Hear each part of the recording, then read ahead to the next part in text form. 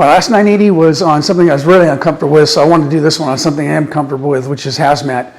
But it's related to the recent commercial structure fires that we had, and it reminded me of lessons learned that I had on these types of calls, as well as it kind of coincided with HazMat posting a bulletin on lithium-ion batteries and overhaul and finding those batteries or identifying where they're at. And one of the main points of that, if you identify where they're at, then you can work safer in the building because you know where they are and you know where the hazards are within that building. And it's no different with what I want to talk about now as far as the chemicals in building. What I will say is this is absolutely not a critique or an evaluation of the incidents. I didn't go on them. I wasn't there. I listened to some. I saw pictures of it. But for me to play chief hindsight, absolutely not. I don't have any clue or any ability to do that. And that's not why I'm here, and that is not the point. The point is there are chemicals in every building we go in, and I wanted to kind of expand on the whole lithium-ion battery concept and overhaul and put that into the chemical phase of this. And it goes for every building. And what we're trying to do is help put this in the, what we want to do is put this in the plants so that we can help keep our firefighters safe during the entire operation. And it's going to be different on every incident. Some incidents, it may be something you get to right away. On an incident that's got a whole lot of chemicals, this is going to be higher up on the chart. On a incident with less chemicals, it might come later in the incident. But just be aware they all have chemicals, and we want to identify, first off, where they could be, and then what type of condition they're in or need to be in. Like I said, new headquarters, the new headquarters is going to have chemicals like this. I don't want to get Fabuloso in my eye, and I don't want to mix two chemicals and create a gas cloud. We've all had that, been on those calls where it's happened to cleaners. So even identifying something as simple as that, like, hey, where are your cleaning supplies stored? It just, again, gives you a chance to operate a little bit safer within that environment by letting everyone know. I'm really kind of talking, though, more about the chemicals in more of the industrial setting. Again, not to let the building burn to the ground, but to be able to plan it out at some point on how we're going to handle those. And I just kind of wanted to kind of give some quick tools on this and something to think about. I think the easiest way to address this is to either have a HazMat team there, or we have enough HazMat people on different rigs to have one of them at some point, depending on the complexity of the incident, become responsible to help you determine where those hazards are.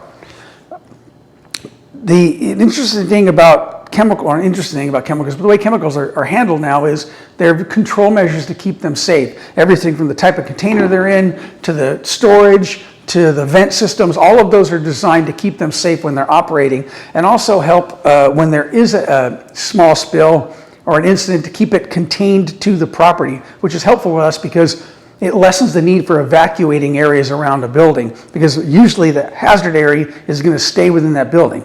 The problem is that's where our firefighters need to operate, and we need to identify these hazards on a continuous basis. And so I just want to kind of give you some ideas on how to do that and some things to think about. And again, go to your HazMat people and give them that objective and let them go. At least you have an idea what they're doing.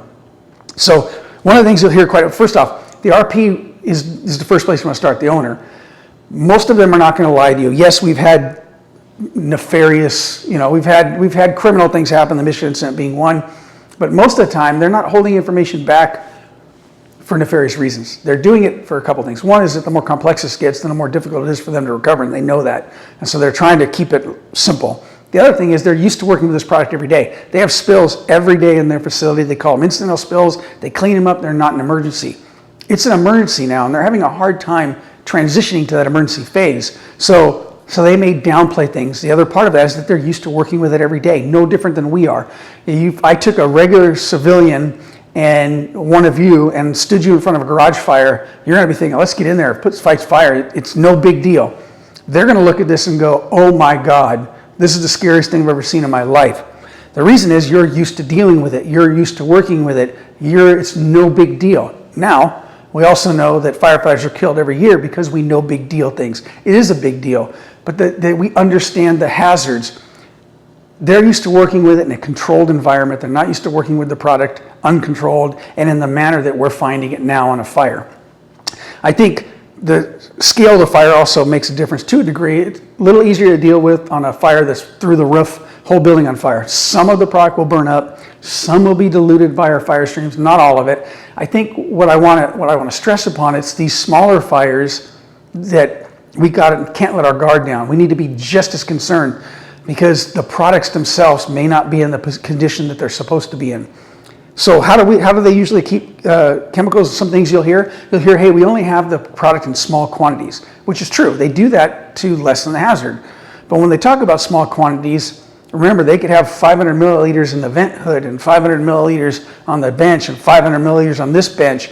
And they could have little 500 milliliter flasks, bottles, etc. all over the place. They're fine by themselves. And in fact, if one of them spills, it's probably still a small spill. The issue is that there's been fire on it, there's been sprinkler heads, there's been hose streams that may have mixed all of this up. So don't get caught into this, it's only small amounts. The other part of it is that small amounts doesn't necessarily mean that it's safe. Alcohol is, most of what's inside a whiskey bottle is water. You take a shot of alcohol and you feel the effects on something that is not pure alcohol. Remember, their products are pure, most likely. They're pure product. And if I drank this whole bottle of whiskey, we're definitely going to feel it. And again, it's not pure product, it's not pure alcohol, it's mainly water. The products that we're going to find in industry are usually the pure product. So don't let a small amount not make you realize the potential risk. Doesn't mean it is a risk. I just don't want you to get fooled into thinking, well, they only have a little bit here. That's not necessarily, that's only this first step of figuring out whether the hazard or not. The other part of this is you need to figure out, and somebody needs to look and do an evaluation at some point in this fire on what control measures are in place and whether they're working or not. And a control measure is just something done to control that product and keep it safe. It can be things from ventilation. We use control measures to protect ourselves on fires, respiratory protection, turnouts, those types of things. What we're talking about here is usually the way it's stored and the way it's used. So you have to find out how is it stored and what do they have going on. If it's sitting in a vent hood like that, it's totally safe when the hood is on because it keeps the vapors from building up in the room. What happens when that vent hood shuts off because of a fire? And now those vapors are no longer getting sucked out and treated, they're actually filling the room. Is that a problem? Maybe, maybe not, something that you need to look into.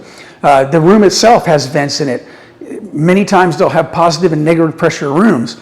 Well, when the ventilation system goes off, that's gone. Not to mention, as we cut holes in roofs and walls and put blowers in, we've actually changed positive and negative pressure in different sides of the building. What will that do to the products that are there? The other containment or control measure you want to look at is how they're contained.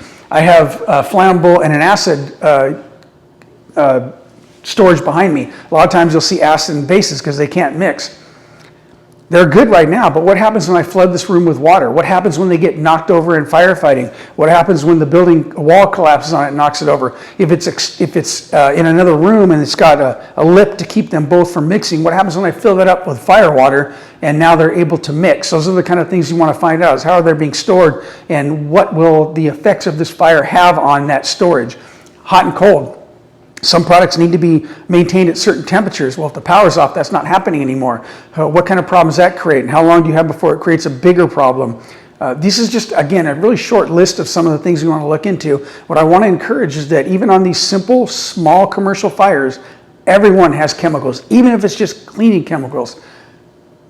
Put into your plan some way and someone, preferably HazMat person, to evaluate what's happening with those chemicals there so we can evaluate our environment and reduce the risk to our firefighters are going to have to operate in that environment. So that's kind of my thing today on HazMat. Have a good shift.